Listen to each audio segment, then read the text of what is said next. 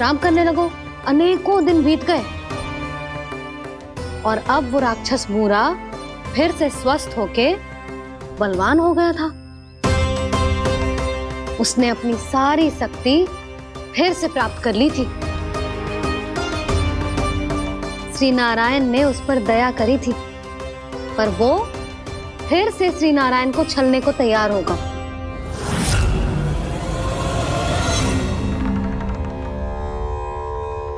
ध्यान में बैठे बैठे श्री नारायण योग निद्रा में चले गए, पर दुष्ट मूरा इसी अवसर का लाभ उठा के उनकी कंदरा में घुस आयो, ताकि वो सोते हुए श्री नारायण पे आक्रमण कर सके।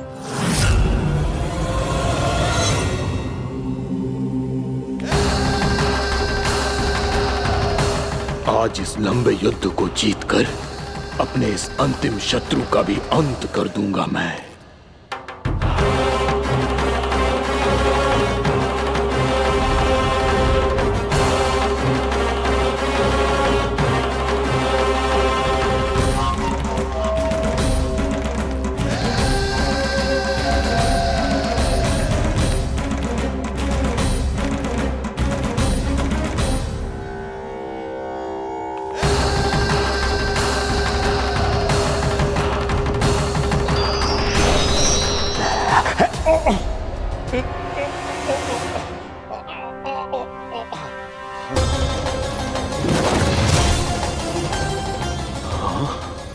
दुष्ट राक्षस,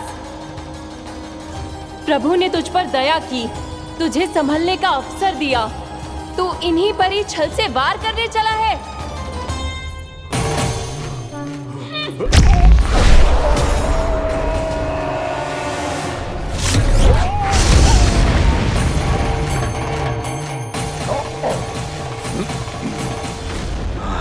मैं अजय हूँ, मुझे कोई पराजित नहीं कर सकता। ब्रह्मा का वरदान है मुझे। तूने नारायण से अपराजय होने का वरदान मांगा था मूर्ख, उनकी शक्ति से नहीं। ध्यान से देख, मैं तेरी मृत्यु हूँ, मृत्यु।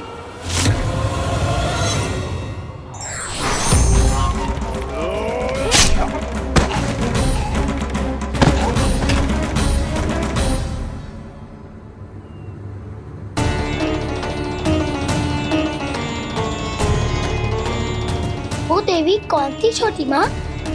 और कौन बलराम, वही तो थी देवी एकादशी।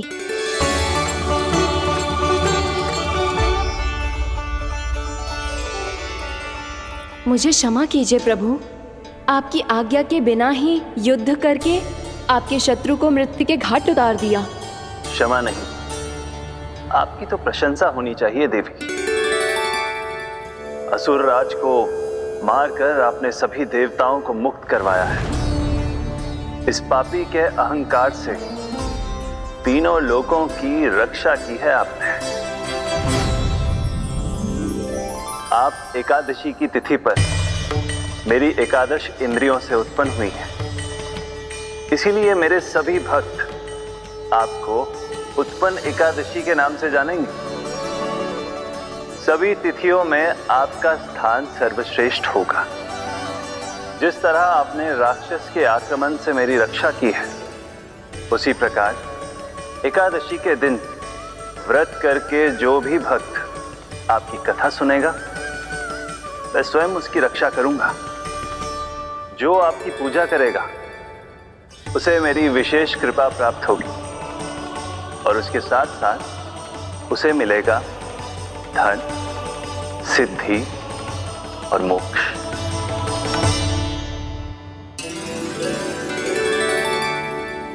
इसीलिए आज के दिन व्रत रखने का बहुत अधिक महत्व होता है। बोलो एकादशी मैया की जय। बोलो श्री नारायण भगवान की जय।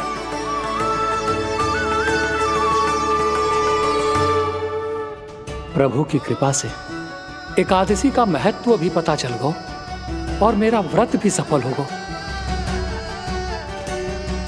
अभी नहीं भूला राम, एकादशी का व्रत पूरी तरह तभी सफल होता है जब द्वादशी के दिन उसे पूरा किया जाता है।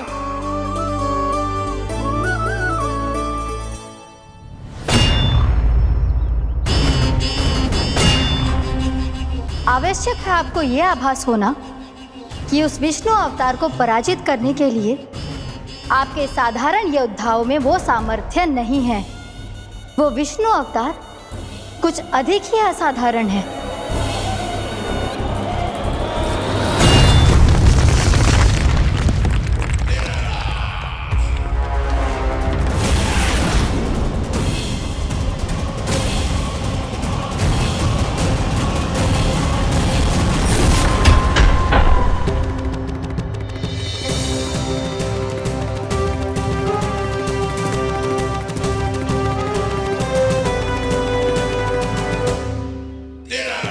अब मैं दिखाऊंगा उस विष्णु अवतार को असाधारण शत्रु क्या होता है।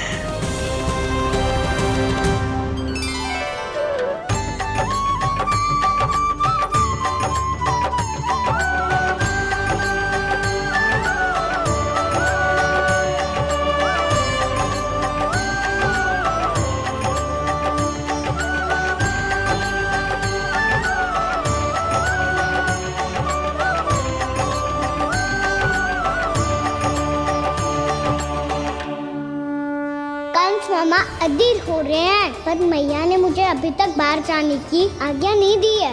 अभी उन्हें किसी और राक्षस को यहाँ भेजने से रोकने के लिए मुझे ही कुछ करना होगा।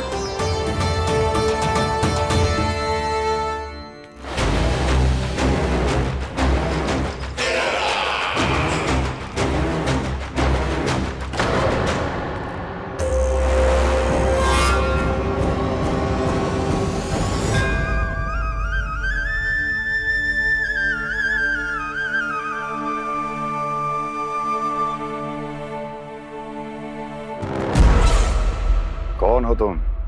बचपन से ही मुझे मारने का सपना देख रहे हैं, सिर्फ मुझे ही नहीं पहचानते।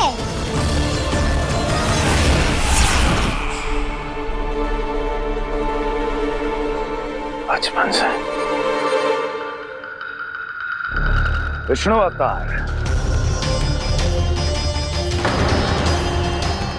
कोई कान्हा बुलाता है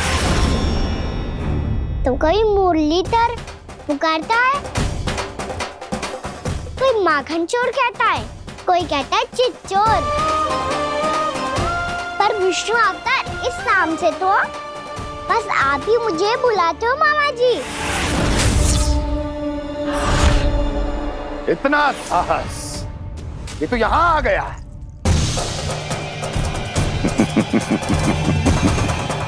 यहाँ आ तो गया तू विष्णु अवतार, किंतु यहाँ से जीवित नहीं जाएगा। तेरे इस शीश को तेरे धड़ से अलग कर दूंगा मैं।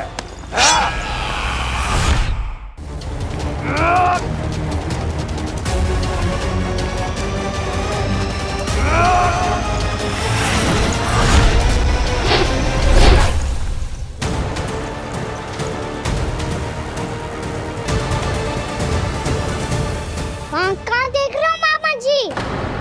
मैं तैयार हूँ।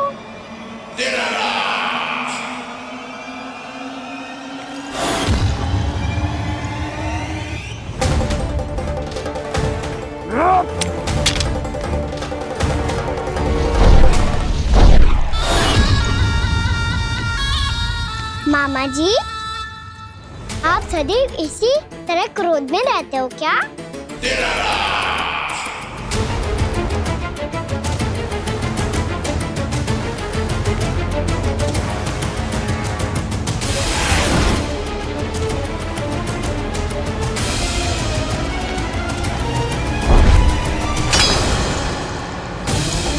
छोड़ छोड़ मेरी तलवार को। छोड़ो तो तब जब पकड़ा हूँ।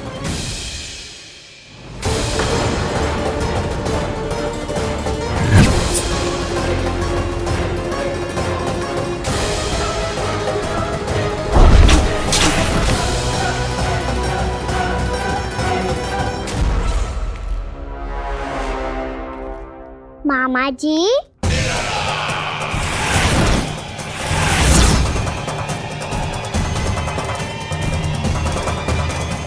आप थक गए होंगे, थोड़ा विश्राम कर लो। रानी, मैं अवश्य थक गया हूँ।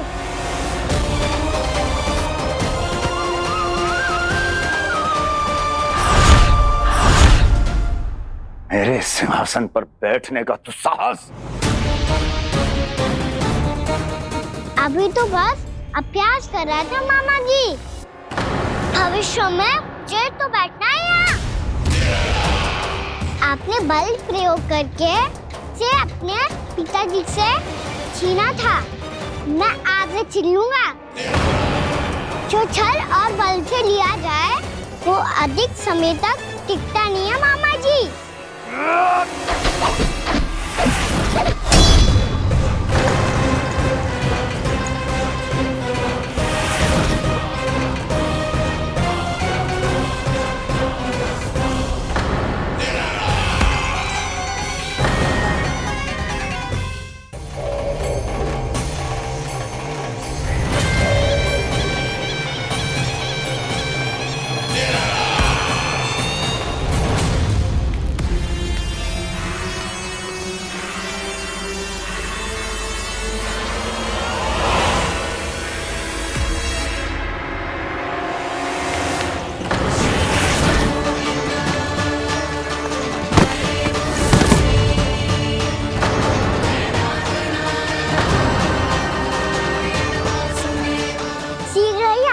सिंहासन छोड़ना होगा।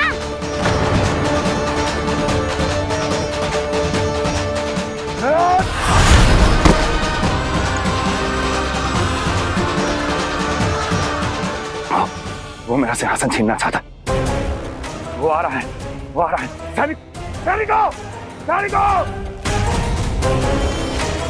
दुर्जन, बंद कर दो सभी द्वार और झरों के, सब के सब। इसकी हर संभावना पर इतना कड़ा पहरा बिठा दो कि ना तो कोई महल के भीतर आ सके, ना कोई बाहर जा सके। मुझे महल की चप्पे चप्पे की सूचना चाहिए। जाओ।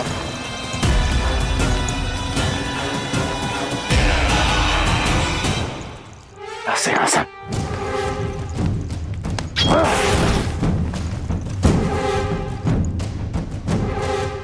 अब आ, दुष्ट मायावी, ए छलिया विष्णु अवतार, मैं कंस तेरी प्रतीक्षा कर रहा हूँ। देखता हूँ मेरे सिंहासन पर कैसे बैठता है तू। मुझे तो बस कुछ समय चाहिए था, वो मिल गया। अब करते रहिए आप प्रतीक्षा।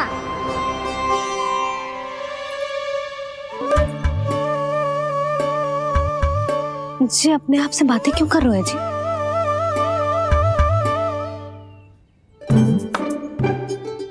आप मुस्कुरा क्यों रहे हो?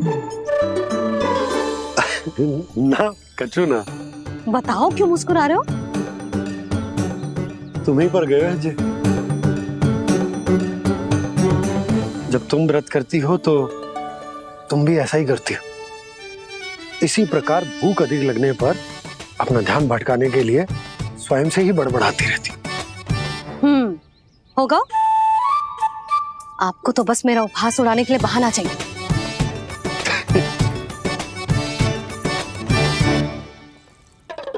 लल्ला, भूख लगी है? ना मैया, व्रत करे तो भूख कैसे लगेगी?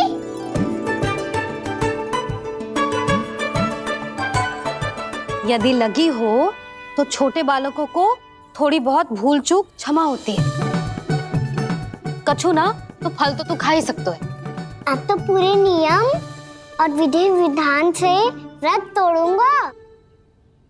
कल द्वादशी के सुबह मुहूर्त के अनुसार। ठीक।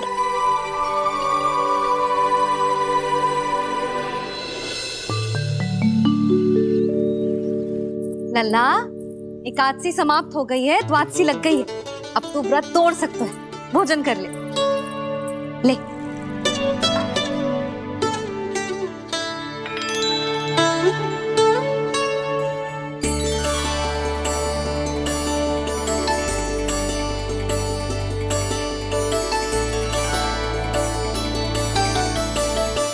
आज तो कार्य कर लीजिएगा। मैं ना चाहती कि सब गांव वाले फिर से आपका उपहास उड़ाएं। अरे, इसी क्षण कार्य आरंभ करना आवश्यक ना है। कुछ खा तो लो। कल भी पूरे दिन व्रत में रहे, अब तो कुछ खा लो। ना ना, अभी बिल्कुल भूख ना है। और हाँ भगवान, तुम्हें चिंता करने की आवश्यकता नहीं है। आज मैं किसी को भी 2 शब्द कहने का अवसर नहीं दूंगा। अरे कुछ खाओगे पियोगे नहीं तो कैसे रहोगे?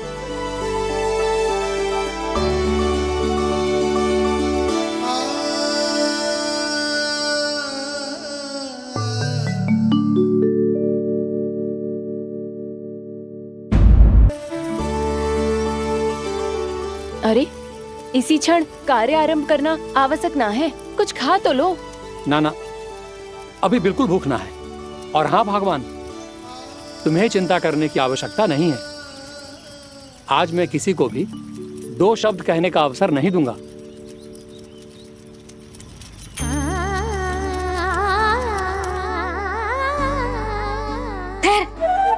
मैं तेरे लिए मट्ठा लेके आती हूँ। व्रत के बाद पीने से पेट ठंडा रहता है। रुक।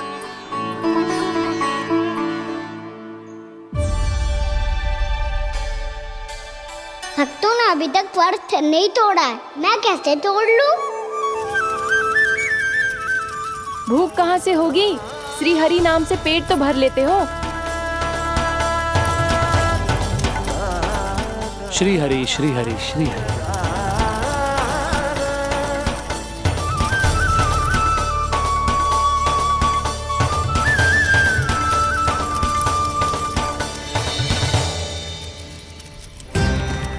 हरि हरि प्रभु हरि, हरि हरि प्रभु हरि, हरि हरि प्रभु हरि, हरि हरि प्रभु हरि।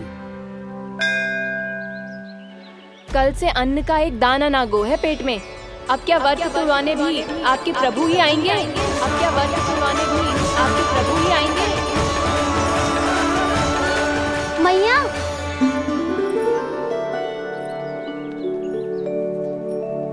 मैया पहले व्रत तोड़ के कछु खा तो लो। अभी ना, लौट के आने के बाद। हाँ,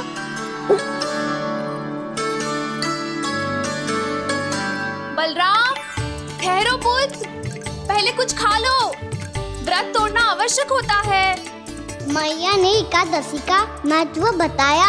लगता है मुझे सबको द्वादशी पर व्रत तोड़ने समाप्त करने का महत्व बताना होगा। हरि हरि हरि हरि हरि, मेरे हरि।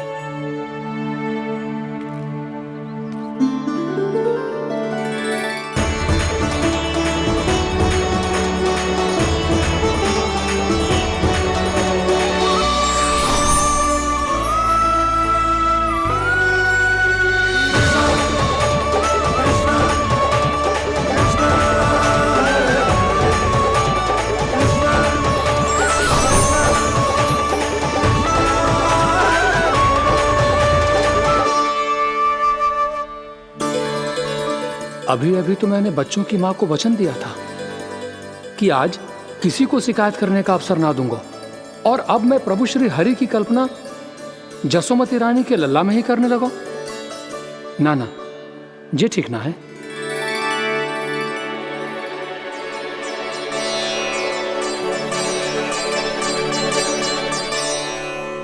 ठीक है तो है, बिल्कुल सही पहचाना है आपने। बड़े तो बड़े, अब तो बालक भी हमारा उपहास उड़ाने लगे। मैं आपका उपहास नहीं उड़ाने आया, मैं तो आपके एकादशी के व्रत को पूरा कराने आया हूँ।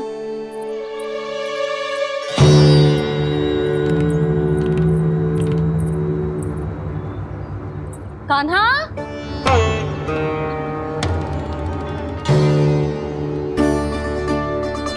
तो ये रही आपकी छड़ी और ये रही मेरी पीठ। सेक बिना तापड़ तोड़। आज तो इसकी पीठ सेक के रहूंगी मैं। मैया घर पे भूखी मुझे ढूंढ रही होगी। लो, आज द्वादशी के दिन पहले प्रहर में भोजन करके अपना एकादशी का व्रत पूरा करो आप। धन्यवाद राजकुमार, पर अभी हमें भूख नहीं है। बहुत सारा काम पड़ा है और अभी थोड़ी ही देर में शंकरी बहन भी अपनी मटकी लेने आती होंगी।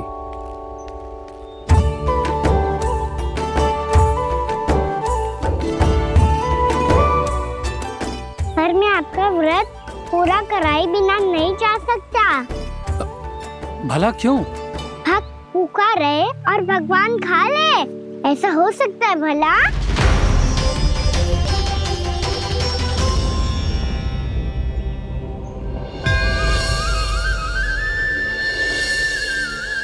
ये कैसा भ्रम हो रहा है मुझे लगता है अपना काम करना चाहिए।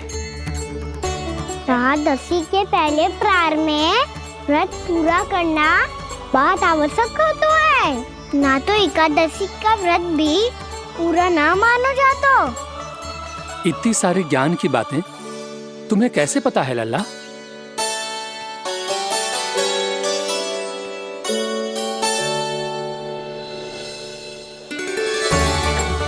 जैसे एकादशी की कथा होती है, वैसे द्वादशी की महिमा भी एक बहुत महत्वपूर्ण कथा है।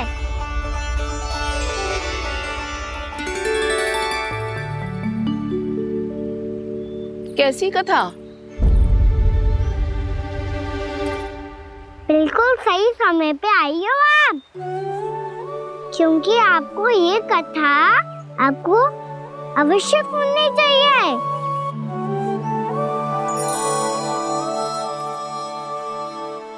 मुझे क्यों? पहले सुन तो लिया, फिर स्वयं ही पता चल जाएगा। बहुत समय पहले एक राजा हुआ करते थे, राजा अम्बरीश। भगवान श्री हरि के बहुत बड़े भक्त थे। ओम नमो नारायणाय। ओम नमो नारायणाय।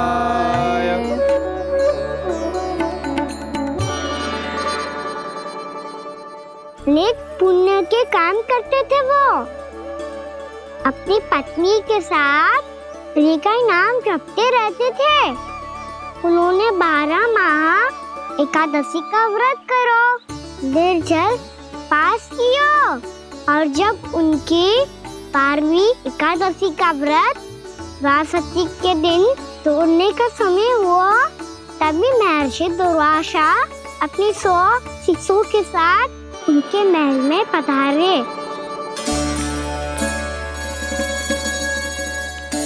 प्रणाम स्वीकार करें महर्षि।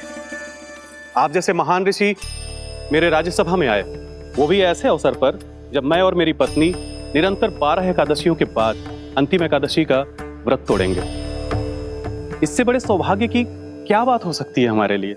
आज आपके साथ साथ मेरा और मेरे शिष्यों का एकादशी व्रत भी पूरा होगा। संभव है प्रभु की इच्छा यही हो कि हम सब अपना व्रत एक साथ तोड़ें। ये तो अत्यधिक प्रसन्नता की बात है महर्षि। तो फिर ठीक है, हम सब यात्रा से थके हैं। व्रत तोड़ने से पहले हम स्नान करना चाहते हैं। जैसी आपकी इच्छा महर्षि। जब तक आप लोग लौटेंगे तब तक आपके सारे प्रबंध यहाँ हो चुके होंगे।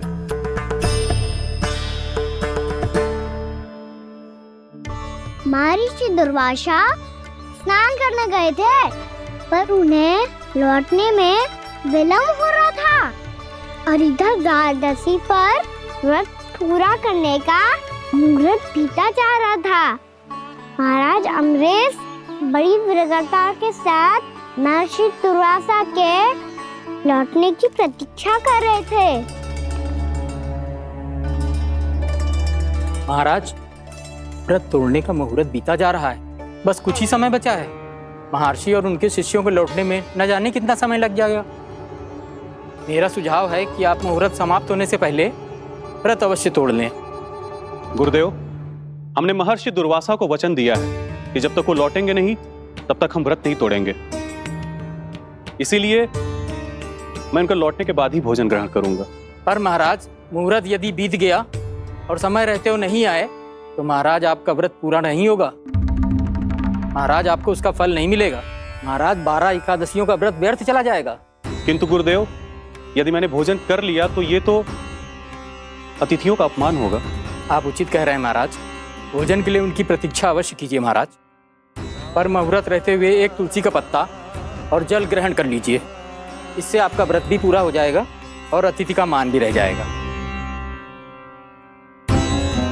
आपका सुझाव अच्छा है गुरुदेव।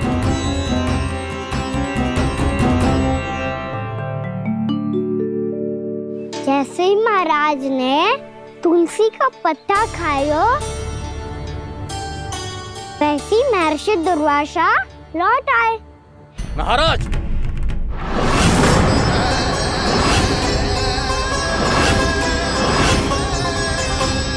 महाराज को उपास तोड़ते देखते बहुत क्रोधित हो गए।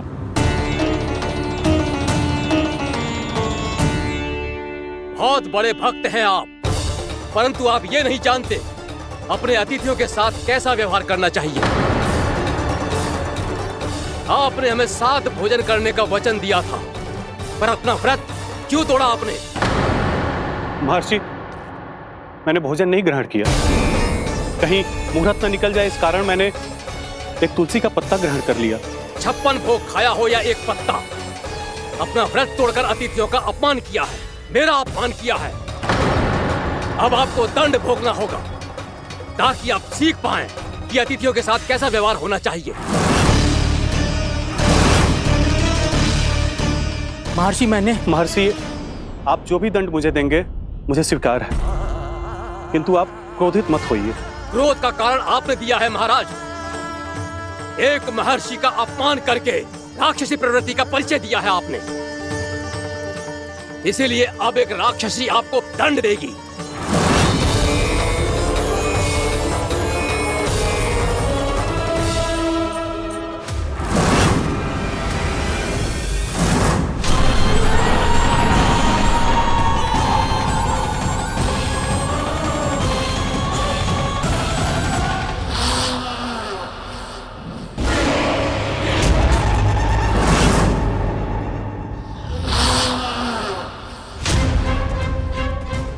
हे प्रभु, यदि मैंने सच में महर्षि का अपमान करने की भूल की हो तो मैं उसका परिणाम भोगने के लिए प्रस्तुत हूं।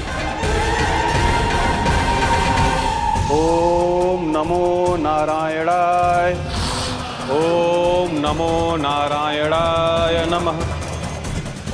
महर्षि दुर्वासा को यह आभास ही नहीं था कि महाराज अम्बरीश ने उनका अपमान नहीं किया था, फिर भी उसे अपमान मान के वो श्री नारायण के भक्त पे संदेह कर रहे थे। मैंने भी तो भोला राम की भक्ति पे संदेह किया था।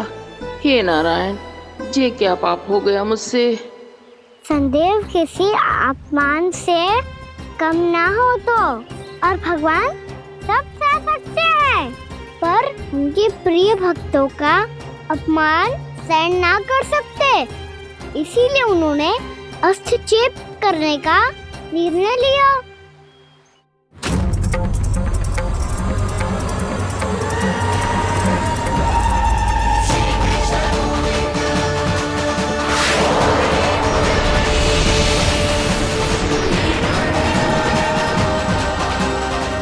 ओम नमो नारायणाय।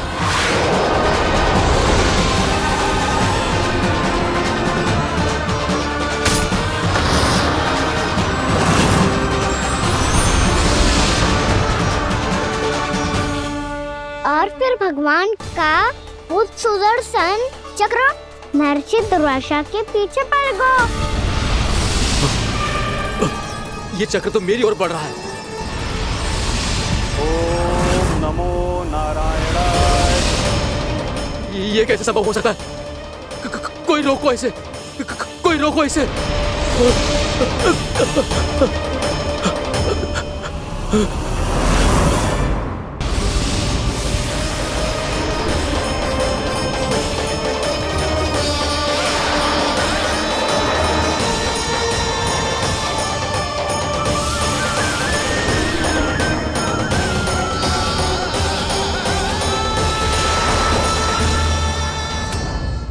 चक्र से अपने प्राण जैसे तैसे बचाते बचाते महर्षि दुर्वासा ब्रह्मलोक जा पहुंचे। ब्रह्मदेव रक्षा कीजिए, ब्रह्मदेव सहायता कीजिए, मुझे बचाइए ब्रह्मदेव, रक्षा कीजिए। ये सुदर्शन चक्र मेरे प्राणों के पीछे पड़ गया है, मुझे बचाइए ब्रह्मदेव, मुझे बचाइए। महर्षि, मैं चाहकर भी आपकी सहायता नहीं कर सकता। ऐसी स्थिति में यदि कोई कुछ कर सकते हैं तो वो हैं सुदर्शन चक्र के स्वामी विष्णु, क्योंकि सृष्टि में केवल वही है जो इसे नियंत्रित कर सकते हैं। वो ही इसे वापस लौटने का आदेश देकर आपके प्राणों पर छाए हुए संकट को दूर कर सकते हैं। किंतु हां, मैं सुदर्शन चक्र से इतना अवश्य कहूंगा कि जब तक आप विष्णु लोक में पहुंच नहीं जाते, वो आपको किसी भी प्रकार की हानि ना पहुंचाए। आपका बहुत बहुत धन्यवाद, आपकी सदा ही जय हो।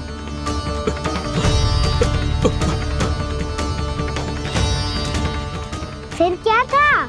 भागते भागते महर्षि दुर्वासा सीधे भगवान श्री हरि के शरण में बैकुंठ पहुंच गए। त्राहिमाम प्रभु, त्राहिमाम, मुझे बचाइए, मेरी सहायता कीजिए प्रभु, मेरी सहायता कीजिए। मैं आपके इस चक्र और ऊर्जा से नहीं भाग सकता प्रभु, कृपया करके अपने सुदर्शन को रोकिए, इसे वापस लीजिए प्रभु।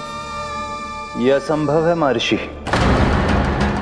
एक बार सुदर्शन चक्र मेरे हाथों से छूट जाए तो अपना उद्देश्य पूरा किए बिना, मेरे भक्तों की रक्षा किए बिना वापस नहीं लौटता। कोई तो उपाय होगा प्रभु, कृपया करके मेरे प्राण बचाइए प्रभु। मैं सुदर्शन की ऊर्जा से जलकर भस्म नहीं होना चाहता प्रभु। आप जो कहेंगे मैं करूंगा प्रभु, मेरी सहायता कीजिए प्रभु, मेरी सहायता कीजिए। मुझे नहीं लगता कि आप वो कर पाएंगे। मैं अवश्य करूंगा, मैं अपनी प्राण रक्षा के लिए कुछ भी करूंगा प्रभु। आपने मेरे भक्त राजा अम्बरीश को भक्ति का कर्तव्य निभाने के लिए अपमानित और दंडित किया है महर्षि, पर भक्त की रक्षा करना भगवान का कर्तव्य है। इसलिए यदि आप भक्त राजा अम्बरीश के पास जाकर क्षमा याचना करें और यदि वो आपको क्षमा कर दे तो ही ये चक्र आपके प्राण लिए बिना लौट सकता है। अन्यथा आप तो जानते हैं महर्षि, मेरे भक्त का अपमान मेरा अपमान। भक्त का अपमान भगवान के अपमान से कम ना हो तो है। महर्षि दुर्वासा को भी ये बात समझ आई और फिर उन्होंने महाराज अम्बरीश से क्षमा याचना की। महाराज महाराज महाराज महाराज महाराज, मुझे क्षमा करें महाराज, मुझसे बहुत बड़ी भूल हो गई महाराज, मुझसे बहुत बड़ी भूल हो गई महाराज। महर्षि, आप हमारे चरण छुए ये उचित नहीं। महाराज, महाराज अम्बरीश, आप नारायण के सच्चे भक्त हैं। मैंने आपको अपमानित किया, दंडित करने का प्रयास किया महाराज। इस अपराध के लिए मुझे क्षमा कीजिए महाराज, और इस सुदर्शन चक्र से मेरे प्राण बचाइए महाराज।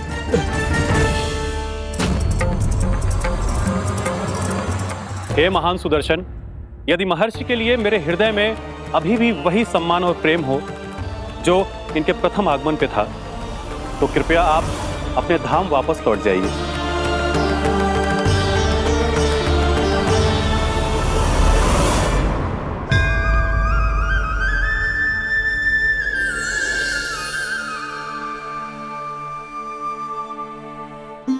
आपका बहुत बहुत धन्यवाद महाराज अम्बरीश। मैं आपको आशीर्वाद देता हूं कि आप देवराज इंद्र के समान शक्तिशाली हों। आपकी कीर्ति का पताका 10 दिशाओं में फहराए। मेरी बस एक ही इच्छा है महर्षि, कि मैं आपके साथ अपना उपवास तोड़ सकूं।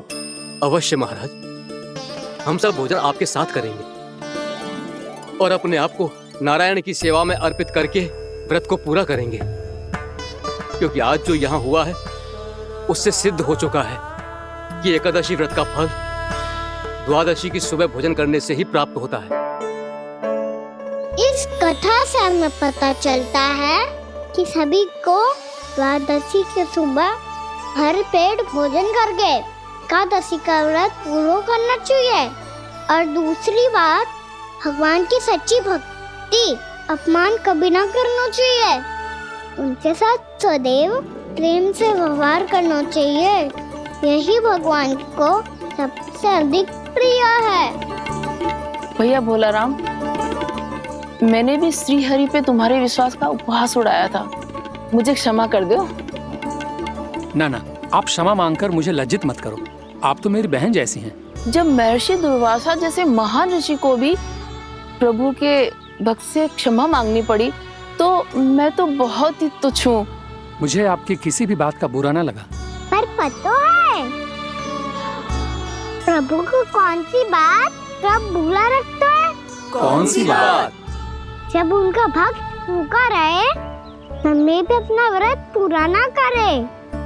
और जैसा कि आप सभी ने अभी कथा से सीखो है, एकादशी के व्रत को द्वादशी की सुबह अवश्य पूरा करना चाहिए।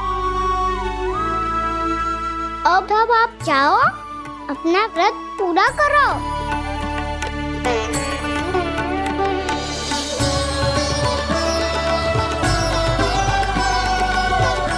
मैं आपके लिए जल लेके आती हूँ।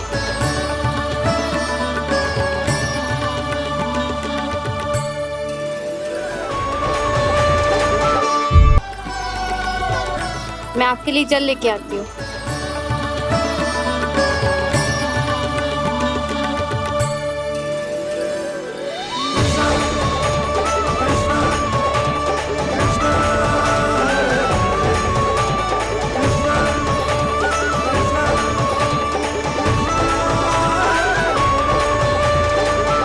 लो खाओ।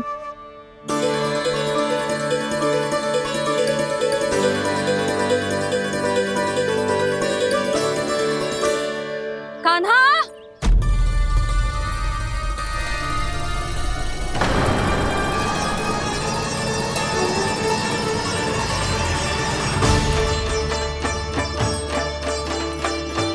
बोलो काका, सिगरेट छुपा लो मुझे, मैया आ रही है, बहुत क्रोध में लगती है।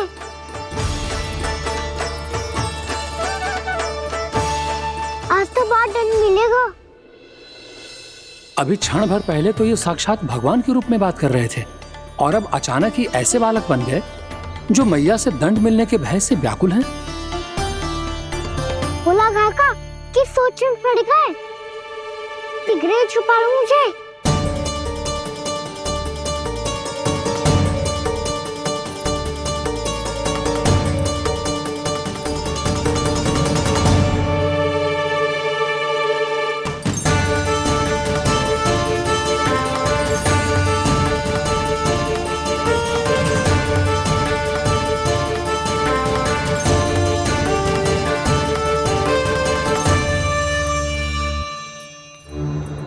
भोलानाथ जी, कान्हा को देखो है क्या?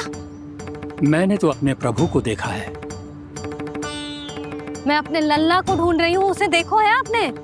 वही तो मैं भी कह रहा हूँ जसोदा रानी, मैंने सिर्फ और सिर्फ अपने प्रभु को देखा है। जे तो अब भी अपनी भक्ति में ही खोया हुआ है, इससे पूछ के कछु लाभ ना है, मुझे ही ढूंढना पड़ेगा।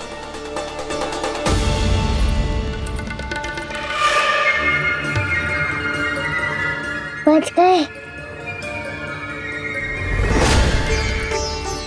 शंकरी मौसी, कान्हा को देखो है क्या कहीं?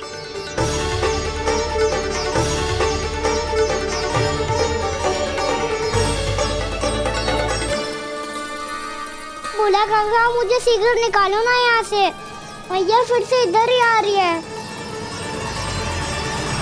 सब कहते थे श्री हरि मेरे घर ना आ सकते, देखो आज प्रभु आ गए, उन्होंने अपने हाथ से मेरा व्रत पूरा कराया। हाँ, आते हैं और आगे भी आएंगे हमारे श्री हरि हमसे मिलने, और आके मोक्ष देंगे, है ना?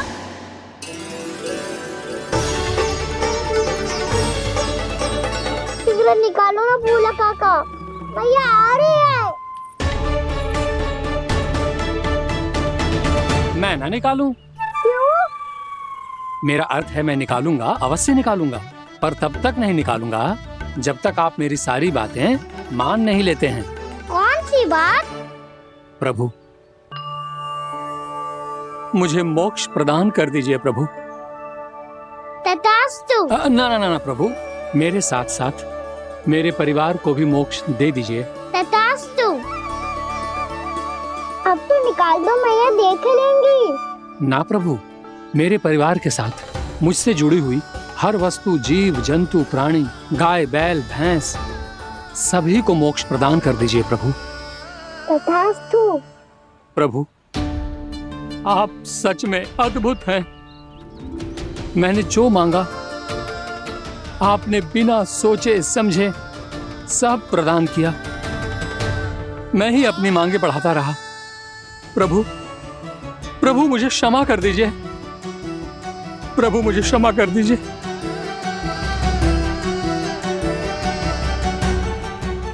आइए प्रभु।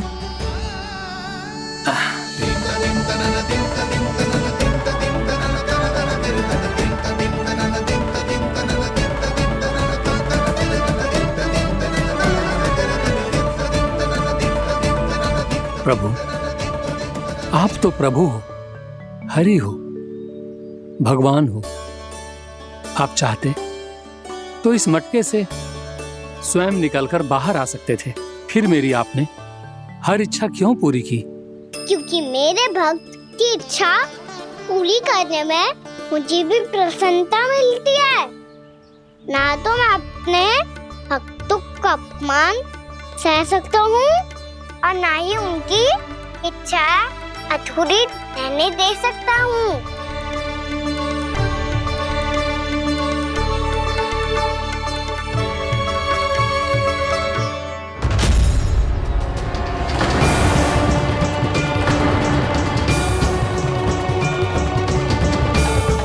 क्या कही थी तूने? हाँ, कि तू फिर से छल ना करेगा। फिर मुझे बिना बताए घर से बाहर कैसे निकलो? क्षमा करना मैया, पर जो आपने सिखाया था मैंने तो उसी का ही पालन करो है। फिर से चतुराई कर रहे हो है ना? हाँ? आप ही ने तो कही थी ना, यदि कछु करने से किसी को हानि ना पहुंचती हो या फिर किसी अच्छे कार्य में सहायता हो रही हो तो आज्ञा लेने की आवश्यकता ना होती। यदि तेरे कछु करने से किसी और की कोई हानि ना हो रही हो या किसी के अच्छे कार्य में सहायता हो रही हो तो मुझसे आज्ञा लेने की आवश्यकता ना है। तो किस अच्छे कार्य के लिए आया है यहाँ? एकादशी के सुबह एकादशी का व्रत खोल के भोजन करा जाता है। ये बात ना तो भोला काका को इंद्र का छत्र चुरा लिया था। पर यह सब भी पर्याप्त नहीं था बकासुर। तुम्हारे पापों का घड़ा तब भरा था जब तुमने देवी गंगा के जल में साधना करते हुए जजाली मुनि की तपस्या में व्यवधान डाला था।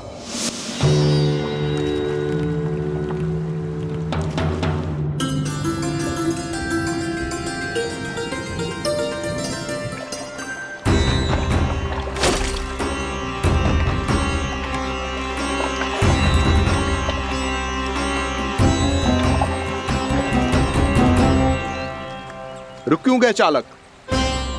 नौका को आगे की ओर ले चलो। आगे बढ़ना उचित नहीं होगा महाराज। यहाँ से कुछ ही दूरी पर जालजली मुनि तपस्या कर रहे हैं। तो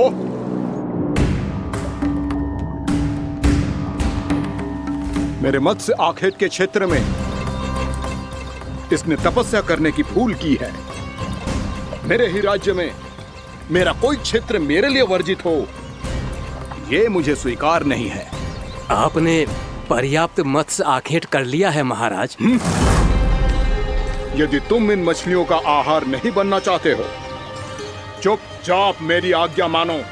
क्षमा, क्षमा महाराज।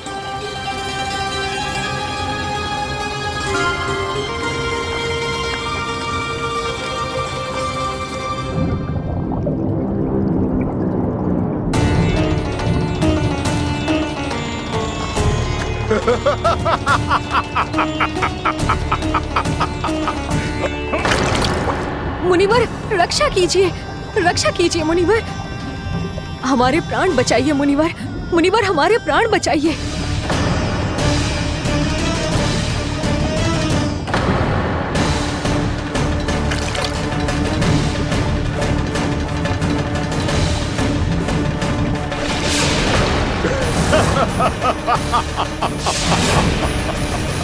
ठहर जाओ असुरराज। इन मछलियों को हानि ना पहुंचाओ। क्यों मुनि? अब मछलियां पकड़ने के लिए मुझे तुमसे आज्ञा लेनी पड़ेगी। तुमने तपस्या करने से पहले किससे आज्ञा ली थी? मां गंगा से, इस जल में रहने वाली सभी मछलियों से। इस उपकार के बदले इन सभी मछलियों को रक्षा करने का वचन दिया था। इसीलिए असुरराज, मैं शांति से कह रहा हूं, इस स्थान को अशुद्ध ना करो। चुपचाप यहां से चले जाओ, नहीं तो इसका परिणाम अच्छा नहीं होगा।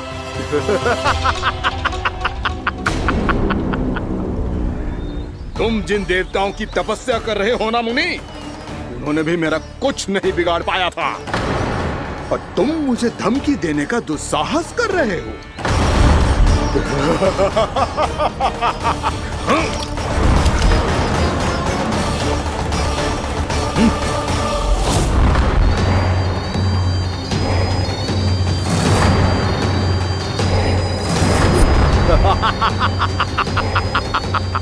मूर्ख, विचारों से तो तू राक्षस है ही, और स्वभाव से उस बगुले की तरह है जो भूख ना होने पर भी उन निर्दोष मछलियों को आहार बनाता रहता है।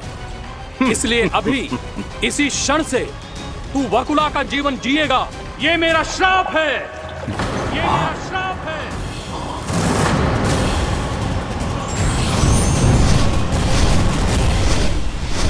श्राप पाने के बाद तुम्हें आभास हुआ कि तुमने कितना बड़ा अपराध किया था, और तब तुम जजाली मुनि से क्षमा याचना करने लगे।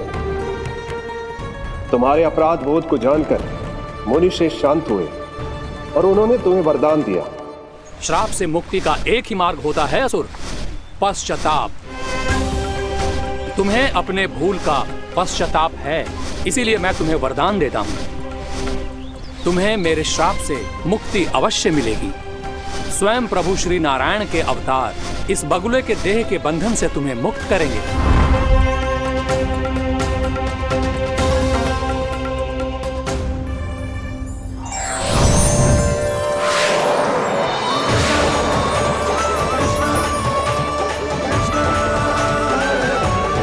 प्रणाम स्वीकार करें प्रभु।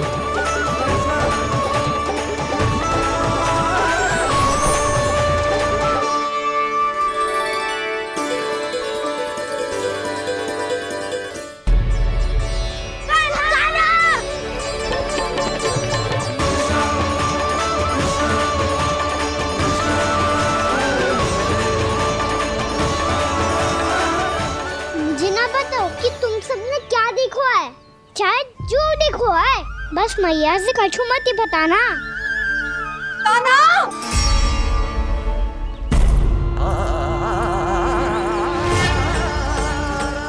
ताना! मेरा लल्ला!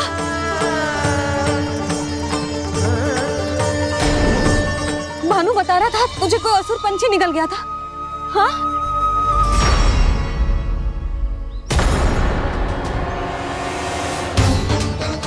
हे नारायण, ये क्या है?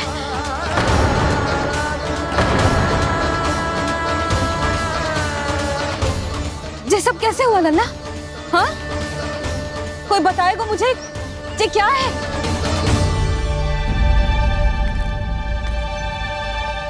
श्रीधामा, मधुमंगल, चिची को सब कुछ बता दो। ये असुर पक्षी मुझे निगलने वाला था रानी भाभी, तभी अंतिम क्षण में कान्हा ने आके मुझे बचा लियो। और ये असुर पक्षी ने कही कि यह है वृंदावन का राजकुमार, नंदराज का लल्ला। इसके होते कोई भी वृंदावन वासियों को हानि ना पहुंचा सकते। रानी भाभी, कान्हा ने अपने प्राणों की चिंता ना करी और इस क्रूर राक्षस से भिड़ गयो, और इस राक्षस पक्षी ने इसे निगल लियो। इतना पर्याप्त है भोला काका, सब कुछ बताने की आवश्यकता नहीं है। ये सब देख के सारी बालक मंडली इतनी व्याकुल हो गई कि सबने अपने प्राण अर्पित कर दिए, और इस असुर पक्षी से कहे कि हमें खा लो और हमारे सखा को छोड़ दो। इन बालकों का पराक्रम देख के सभी देवतागण यहाँ आ गए और उनके हृदय भी पिघल गए, और उन्होंने इस राक्षस पक्षी से युद्ध करके इसे मार गिराया। देवताओं के राजा इंद्र के वज्र का प्रहार तो मैंने अपनी आंखों से देखा है ताई जी। और फिर उसके बाद अग्निदेव ने अग्निवस्त्र का प्रहार किया। जय ना काकी, वरुण देव, कार्तिकेय, यमदेव सबने मिलके युद्ध किया इस राक्षस से। कहा था अभी मत बोलना। अरे सब मिलके फंसा दोगे मुझे। जय माँ भद्रकाली, हमारे शिव शंकर भी आए थे छोटी माँ। जाओ आप भी। बाबा साईता, मुझे लगता है कि ये कान्हा भी इन्हीं देवताओं में से एक है। संभव तो है जीजी। स्मरण है पूतना और तृणावर्त के आक्रमण के समय भी ऐसा ही हुआ था। सभी राक्षस मारे गए थे, पर अपने कान्हा को एक खरोच तक न आई थी। हाँ जीजी, मुझे लगता था कि श्री नारायण की विशेष कृपा है हमारे कान्हा पे, पर अब तो देख के लग रहा है कि हमारा कान्हा ही स्वयं श्री नारायण है। या फिर उनका अवतार है ये। अरे बस करो तुम सब, ऐसा कछु ना है। अरे जितनी बात सुनी है उससे तो यही लग रहा है कि कान्हा देवताओं और असुरों की युद्ध के बीच में फंस गया था। उसका इस सब से कोई लेना देना ना है। तो फिर इसके तन पे एक भी खरोच क्यों ना आया नंदराज? हाँ,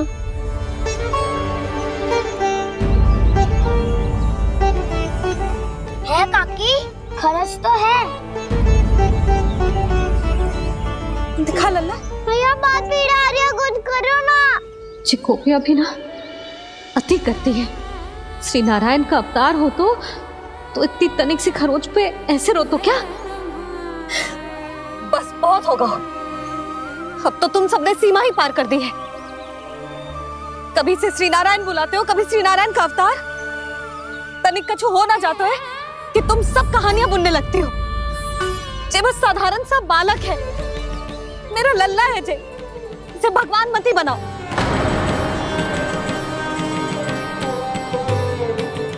और तू, क्या आवश्यकता थी तुझे यहाँ आने की? हाँ? वो भी मुझे बिना बताए मेरे से छल करके आए हुए तू। अब तू घर चल, ऐसा दंड दूंगी ना कि मैया बहुत पीड़ा हो रही है। मैया बहुत पीड़ा हो रही है मैया। हाँ लल्ला, तू घर चल, मैं तुझे औषधि लगा दूंगी। हल्दी का लेप लगाऊंगी ना, झट से ठीक हो जाएगा। चल चल।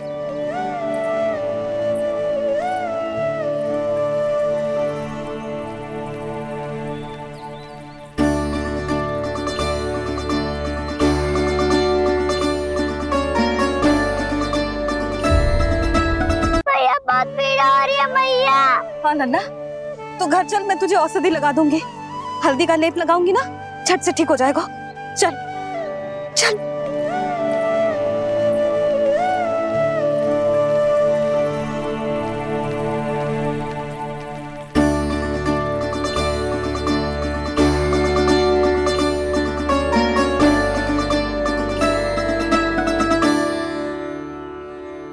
बस लल्ला बस, रो मती। चल चल चल, आजा। अभी औषधि लगाऊंगी ना, तेरी सारी पीड़ा लुप्त हो जाएगी। आजा आजा, बैठ जा लल्ला। अभी आई मैं। हाँ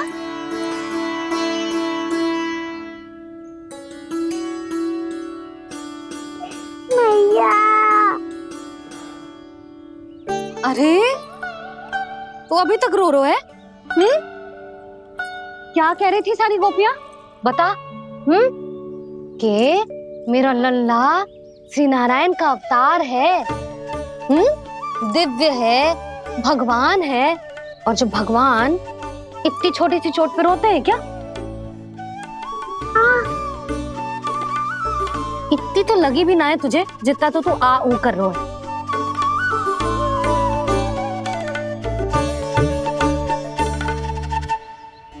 आओ ना, करूंगो। आप ऐसे दुलार थोड़ी करोगी।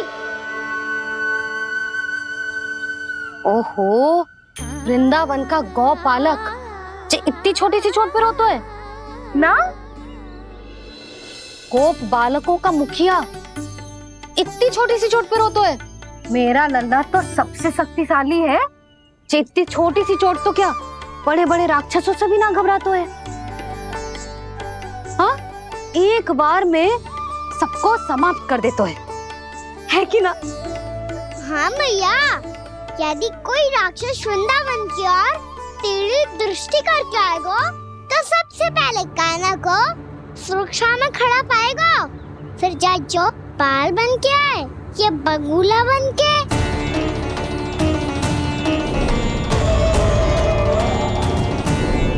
ना लल्ला, सोचो भी मती, वृंदावन की सुरक्षा करना तेरा दायित्व ना है।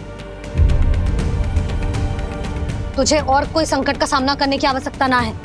अभी तो मेरी पीड़िता का हरण कर रही थी, अचानक से क्या हो गया मैया को? कोई आवश्यकता ना है तुझे ऐसे संकटों का सामना करने की। आने दे आज तेरे बाबा को, सीधा सीधा बोल दूंगी। बहुत हो गए उनके तर्क वितर्क। मेरा फूल सा लल्ला वन में अकेले गौचारण के लिए ना जाए को। आज बगुले ने निकल लियो, कल का छोर हो जाए तो नारायण ना करे, कहीं कछु ऊंच नीच तुझे कछु हो जाए तो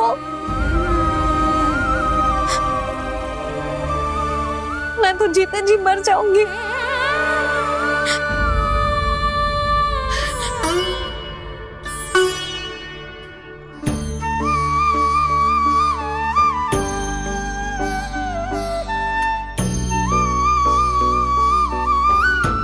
वीर लल्ला की वीर मैया इतनी से बात तो रोती है क्या?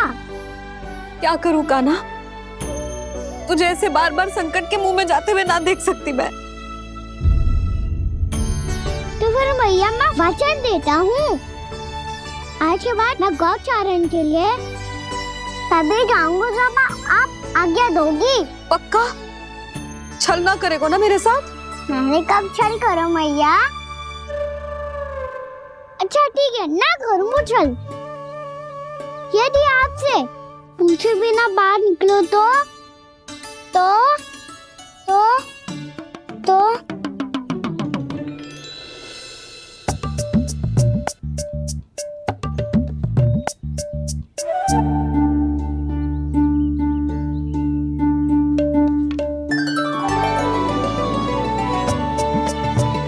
ये रही आपकी छड़ी और ये रही मेरी पीठ। देना तापर तोड़। ठीक है, जब तूने अपना दंड निर्धारित कर ही लियो है तो सोच ले, अब अगर तूने मेरी बात ना मानी तो तोड़ तोड़ छड़ी पड़ेगी, समझ आई?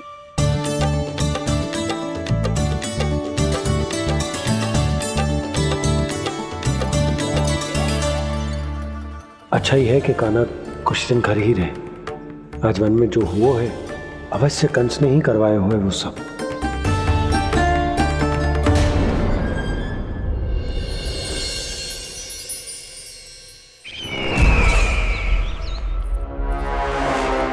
आपका ये धनुष तो सबसे अधिक शक्तिशाली था महाराज, ये कैसे टूट गया? कहीं ये बकासुर की पराजय का संकेत तो?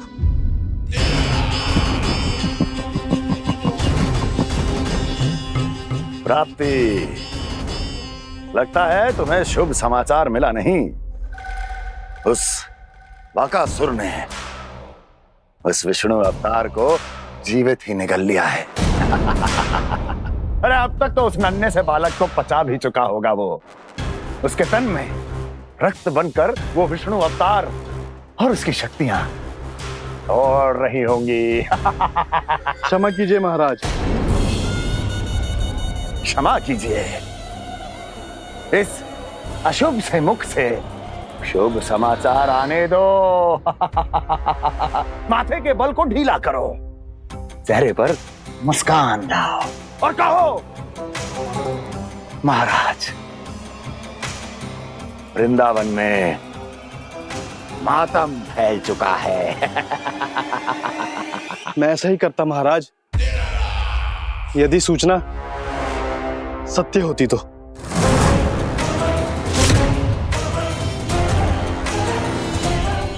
कहना क्या चाहते हो?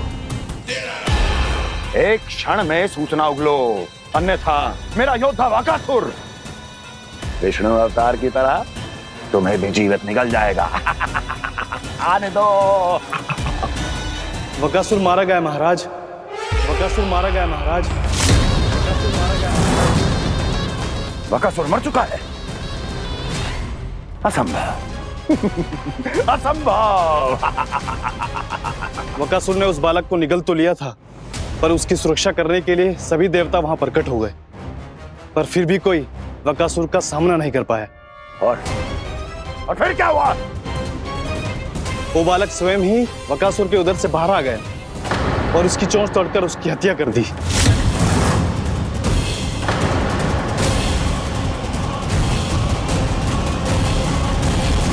वन में बकासुर की चोंच टूट गई और यहाँ आपका ये धनुष।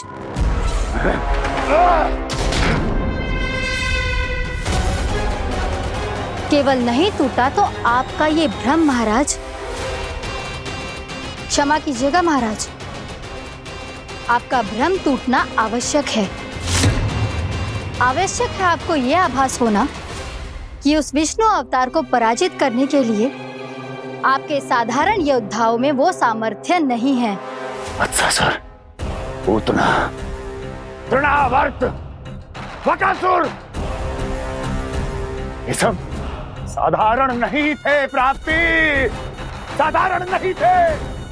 फिर तो ये और भी अधिक चिंता का विषय है महाराज, क्योंकि इसका अर्थ तो यही हुआ कि वो विष्णु अवतार कुछ अधिक ही असाधारण है और उसका सामना करने के लिए और उसे मिट्टी में मिलाने के लिए आपको एक ऐसे अस्त्र की आवश्यकता है जो उसके सामने ना झुके और ना ही टूटे।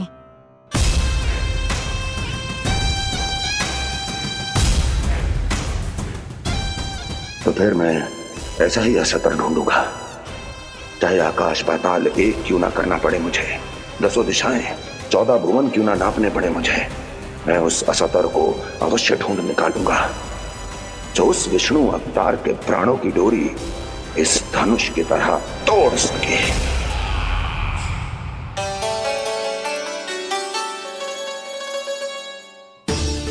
थैंक्स पापा, मैंने मैया को वचन दिया है कि जब तक नहीं चाहेंगी मैं वन नहीं जाऊंगा, इसलिए आप मुझे मारने के लिए कोई शक्तिशाली असुर ढूंढने में व्यस्त रहो। कुछ दिन तब तक मैं व्यस्त रहूंगा अपनी मैया की सेवा करने में।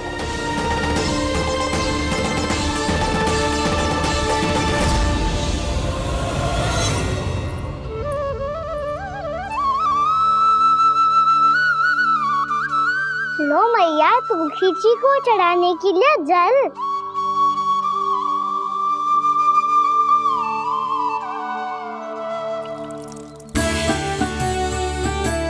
लो मैया, और आटा।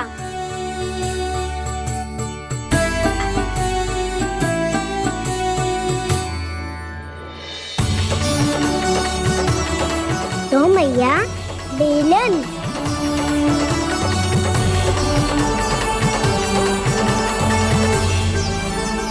ले, तनिक खा ले। ओ मैया, भूख ना लगी है। बिना भूख के खाने से क्या लाभ? और तेरा जब पेट तो कह रहा है कि उसे भोजन चाहिए, और लाभ कैसे ना लल्ला?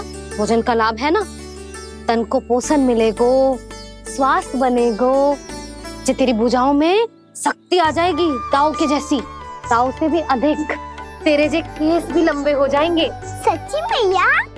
सच्ची, माप के देख लियो नित्य दिन।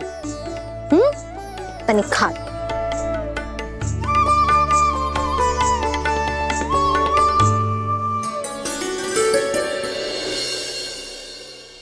मान के मैया का कहना, छक के भोजन खाते हैं,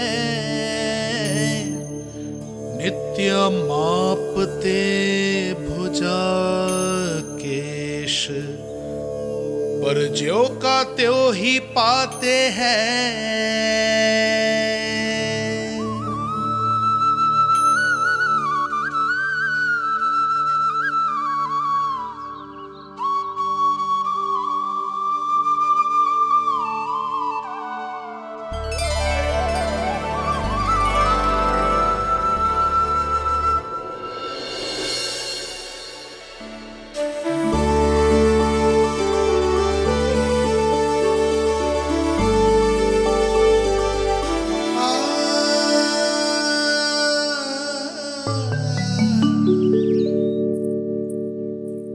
ले लल्ला, फल खा ले। ना, मुझे ना खाने फल वल। क्यों? लंबे केस और शक्तिशाली भुजाएं ना चाहिए? व्यर्थ है ये सब। पिछले 10 दिनों से देख रहा हूँ, ना केस लंबे हुए हैं, ना भुजाएं शक्तिशाली बनी है। 10 दिन में का चुनाव होने वाला। 10 सप्ताह ऐसे खाएगो ना, तब जाके कुछ बदलाव दिखेगो। समझ आई? चल अब खा ले। वैसे भी मुझे बहुत सारी तैयारियां करनी है आज।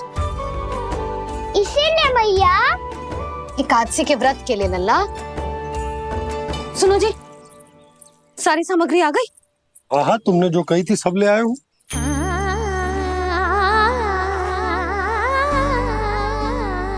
इसमें नारियल तो है ही ना, उसके बिना मैं एकादशी की पूजा कैसे करूंगी? यशोदा, मैंने भोला से कह दिया, वो लेकर आते ही होगा। घबराओ मत। कैसे ना घबराऊं जी, आपको पता है ना एकादशी का व्रत मेरे लिए कितना महत्वपूर्ण है। पता है।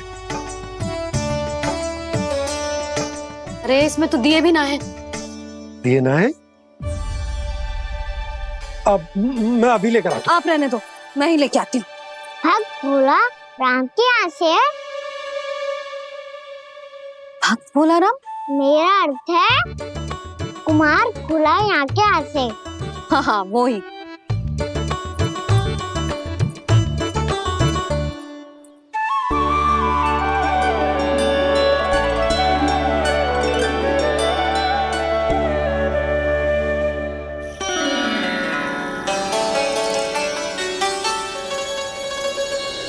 श्री हरि, श्री हरि, मेरे श्री हरि।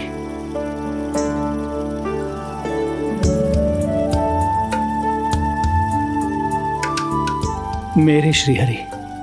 भोला राम, मेरी मटकी तैयार है? मेरे श्री हरि,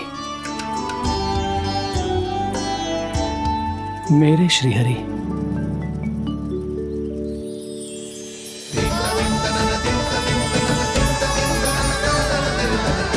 भोला राम,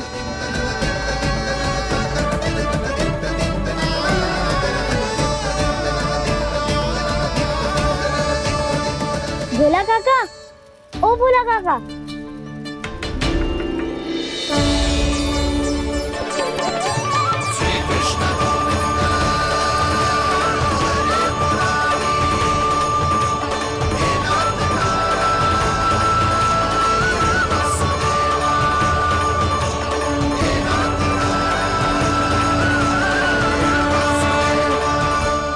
अरे श्री हरि प्रसन्न हो गए।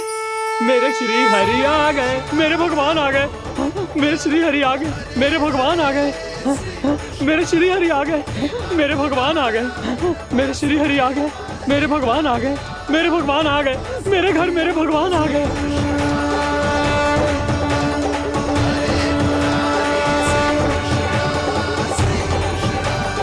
मेरे घर आ गए, मेरे श्री हरि आ गए। हाँ, मेरे श्री हरि आ गए। ये तो बावले थे ही, अब बालकन को भी साथ में मिला लिए। उज्जवल क्या कर रहा है? अरे ठहर जा भोला।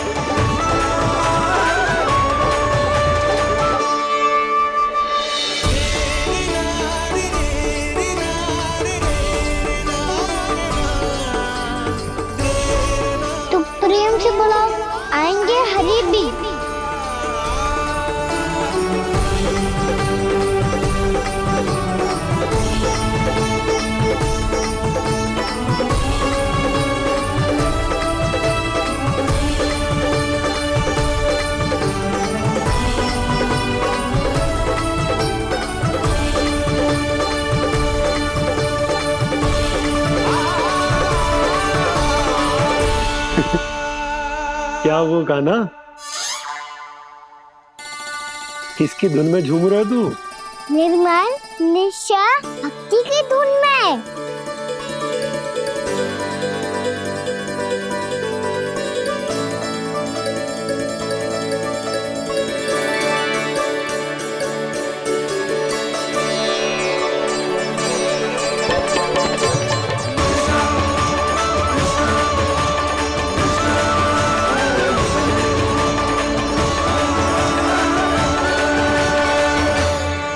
अरे क्या हो गया इन्हें?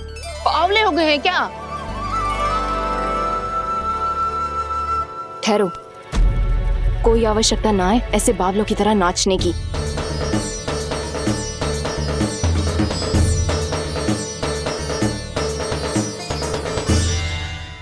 जे बावले ना है मौसी, भक्ति में रम गए हैं। बस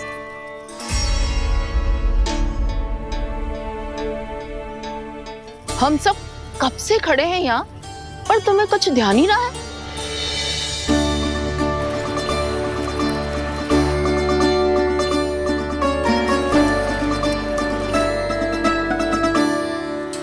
नाच गाने में ऐसे मगन हुए कि हमें देखा भी ना।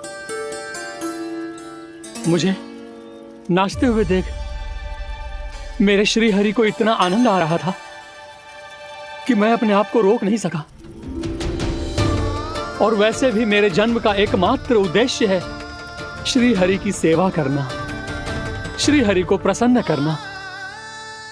तुम बावले हो भोलाराम, या हमें बावला बना रहे हो? श्री हरि और तुम्हें देख रहे हैं? हाँ, अभी वो यही थे, देख रहे थे। भोला काका, आपने भी ना अति कर दी। अब हमें भी बताओ तनी, कहाँ थे श्री हरि?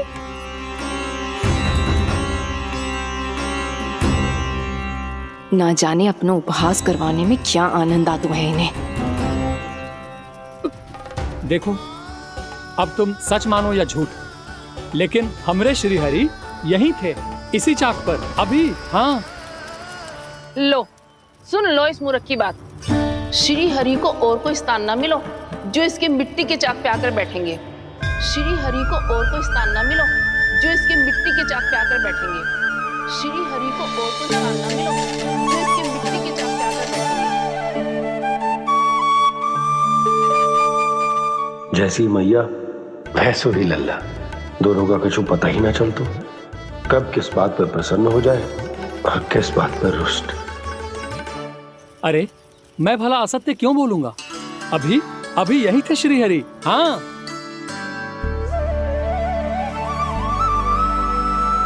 हाँ, जैसे श्री हरि को तो कोई कार्य है ही ना, वो तो आतुर होके बैठे रहते हैं कब तुम हरि हरि बुलाओ और वो दौड़े चले आए। भगवान तो भक्तों के पास आने के लिए सदैव आतुर रहते हैं, बल्कि सत्य तो यह है कि भक्तों के मन में ही निवास करते हैं भगवान।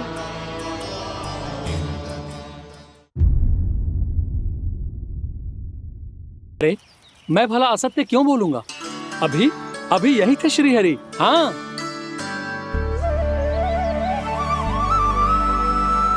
हाँ, जैसे श्री हरि को तो कोई कार्य है ही ना, वो तो आतुर होके बैठे रहते हैं कब तुम हरि हरि बुलाओ और वो दौड़े चले आए। भगवान तो भक्तों के पास आने के लिए सदैव आतुर रहते हैं, बल्कि सत्य तो यह है कि भक्तों के मन में ही निवास करते हैं भगवान। भगवान तो भक्त के पास आने के लिए सदैव ही आतुर रहते हैं शंकरी मौसी। बल्कि सच्ची बात तो ये है कि भगवान हमारे मन में ही निवास करते हैं। कम से कम तू तो इसे बढ़ावा मत दे जशोदा। जब देखो जब हरि नाम की रट लगाए रहते है। हरि बोलते बोलते ऐसो बावलो होता है कि सारा कार्य भूल जाता है। 2 दिन से अपनी मटकी के लिए चक्कर काट रही हूँ।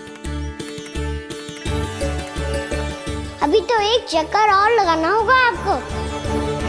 आपकी मटकी तैयार हो गई है, अभी लाता हूँ।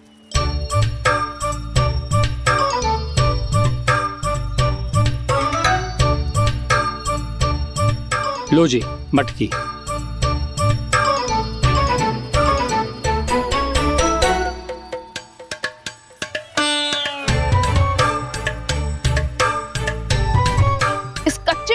क्या करूं मैं?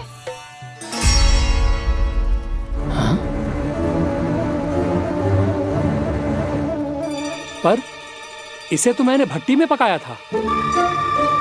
अब तू ही देख ले कितना ध्यान रहता है इस कार्य पे। और कह तो है कि श्री हरि आते हैं इससे मिलने। हाँ, आते हैं और आगे भी आएंगे हमारे श्री हरि हमसे मिलने। और आके मोक्ष देंगे, है ना? मांगूंगा तो मोक्ष भी दे देंगे, मांगूंगा तो मोक्ष भी दे देंगे, मांगूंगा तो मोक्ष भी दे देंगे। अभी तो ये बता कि तू मुझे मेरी मटकी कब देगो? और मेरी मांग कब पूरी करोगे भोला राम जी? मेरो घड़ा मेरे दिए तो तैयार है ना कल एकादशी की पूजा और व्रत के लिए? एकादशी का व्रत? हाँ, एकादशी का व्रत। इसे करने से श्री हरि बहुत प्रसन्न होते हैं। अच्छा, फिर तो अभी लाया।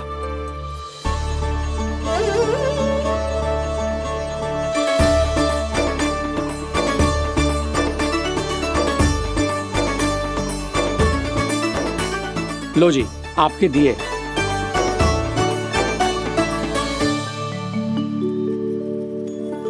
और जो हमने मांगा है वो? बाकी सब शेष द्वादशी के दिन मिलेगा, क्योंकि कल मैं भी एकादशी का व्रत रखूंगा, क्योंकि कल मैं भी एकादशी का व्रत रखूंगा, क्योंकि कल मैं भी एकादशी का व्रत रखूंगा।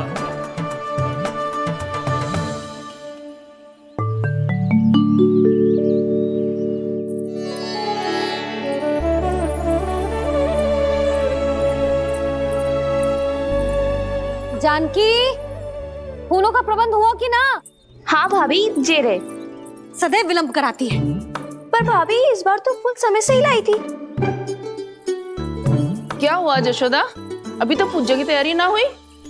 देखो ना मौसी, ये जानकी ना कुछ छूट ही जाता है इसके कारण। एकादशी की पूजा और व्रत आते ही जसोदा भाभी इतनी वग्र हो जाती है। ऐसो क्या हो गो इस पूजा में?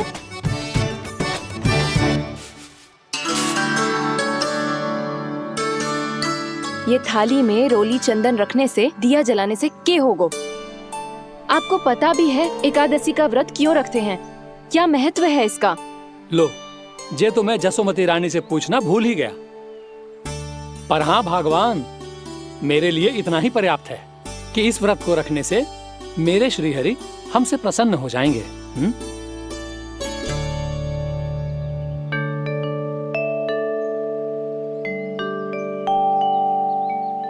नारायण ही जाने ऐसे कैसे पूजा करते हैं जे श्री हरि की एक मूर्ति तक ना है इनके पास।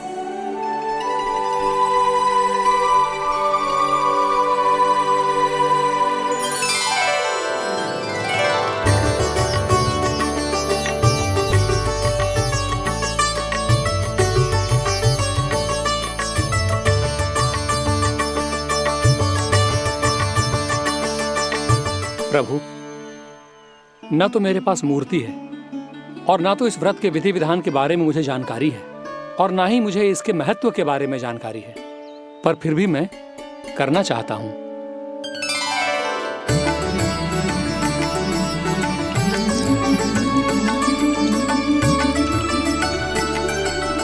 इसीलिए मैं दृढ़ संकल्प लेता हूं, पूरी निष्ठा के साथ, श्रद्धा के साथ और पूरी आस्था के साथ मैं इस व्रत को संपन्न करूंगा।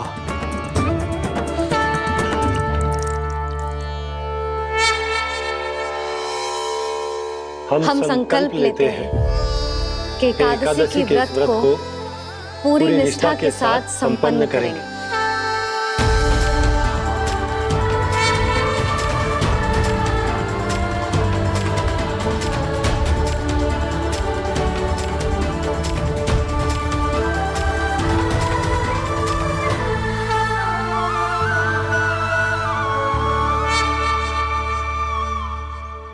तुलसी जी के पत्ते तो हैं ही ना। श्री नारायण को तुलसी जी के पत्ते के बिना भोग ना चढ़तो है। जानकी, तुलसी के पत्ते कहाँ हैं? भाभी, मैं तो कब से यही पूछना चाह रही थी कि तुलसी के पत्ते लाऊं क्या, पर आप तो व्यस्त थी ना। तुझे कितनी बार समझाओ है ना, यदि तेरे कछु करने से किसी और की कोई हानि ना हो रही हो या किसी के अच्छे कार्य में सहायता हो रही हो तो मुझसे आज्ञा लेने की आवश्यकता ना है।